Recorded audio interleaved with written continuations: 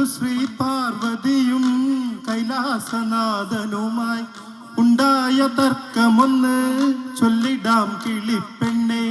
പണ്ടു ശ്രീ പാർവതിയും കൈലാസനാഥനുമായി ഉണ്ടായ തർക്കമൊന്ന് ചൊല്ലിടാം കിളിപ്പെണ്ണെ. പണ്ടു ശ്രീ പാർവതിയും കൈലാസനാഥനുമായി ഉണ്ടായ തർക്കമൊന്ന് ചൊല്ലിടാം കിളിപ്പെണ്ണെ. പണ്ടു ശ്രീ പാർവതിയും കൈലാസനാഥനുമായി ഉണ്ടായ തർക്കമൊന്ന് ചൊല്ലിടാം കിളിപ്പെണ്ണെ. ശങ്കരൻ ചോദിച്ചു ശങ്കരി ദേവിയോടായി ലോകത്തിൽ വലുതായ സങ്കടമേതെന്ന്. ശങ്കരൻ ചോദിച്ചു ശങ്കരി ദേവിയോടായി ലോകത്തിൽ വലുതായ സങ്കടമേതെന്ന്. പണ്ടു ശ്രീ പാർവതിയും കൈലാസനാഥനുമായി ഉണ്ടായ തർക്കമൊന്ന് ചൊല്ലിടാം കിളിപ്പെണ്ണെ.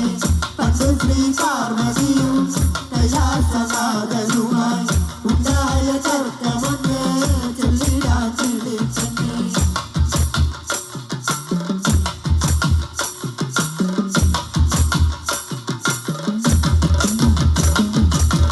സന്താനമില്ലാത്ത സന്താപ ദുഃഖമാണ് ലോകത്തിൽ വലുതെന്ന് ചൊന്നല്ലോ ദേവിയപ്പോൾ.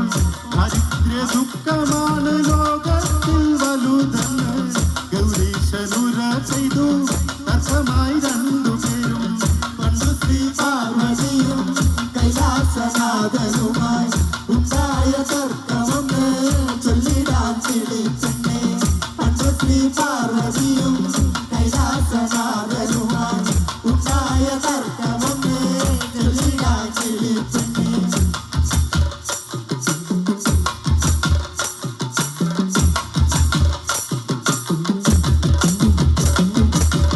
കാലം കടന്നു പോയി ദേവിക്കു മക്കളുണ്ടായി. ബാലകരേഴുപേരായി പാർവതി ദേവിക്കെന്ന് സന്താനമില്ലാത്ത സന്താപമറ്റ ദിനം സന്യാസിയായി ദേവൻ സഞ്ചാരിയായി ഇറങ്ങി.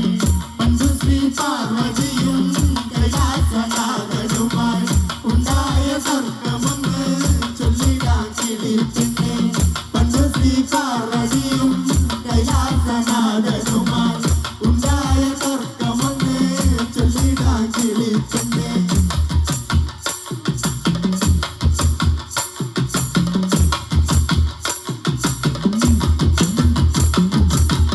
അന്നമില്ലാതലഞ്ഞതെന്നൊരു ദിവസത്തിൽ കൺമക്കളേഴുപേരും ഒന്നാകെ അന്തരിച്ചു.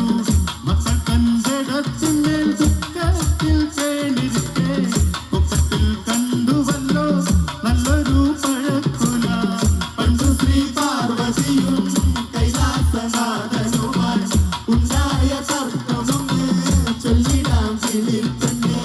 പണ്ടു ശ്രീ പാർവതിയും കൈലാസനാഥനുമായി ഉണ്ടായ തർക്കമൊന്ന് ചൊല്ലിടാം കിളിപ്പെണ്ണെ.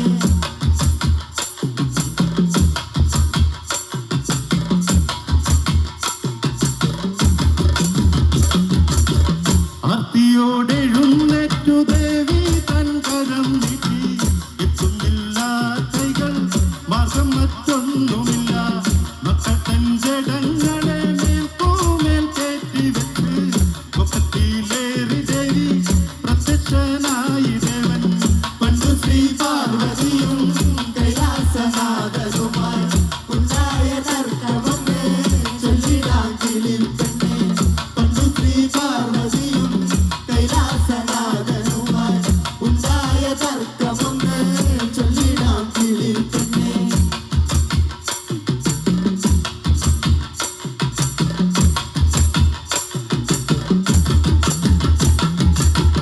പെട്ടെന്ന്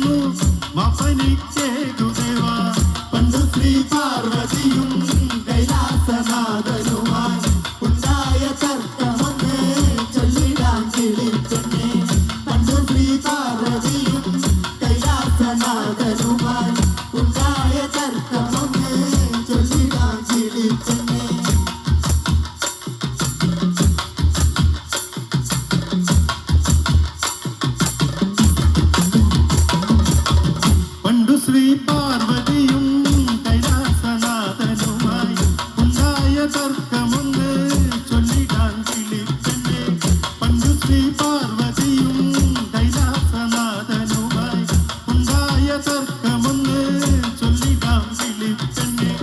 പണ്ടു ശ്രീ പാർവതിയും കൈലാസനാഥനുമായി ഉണ്ടായ തർക്കമൊന്ന്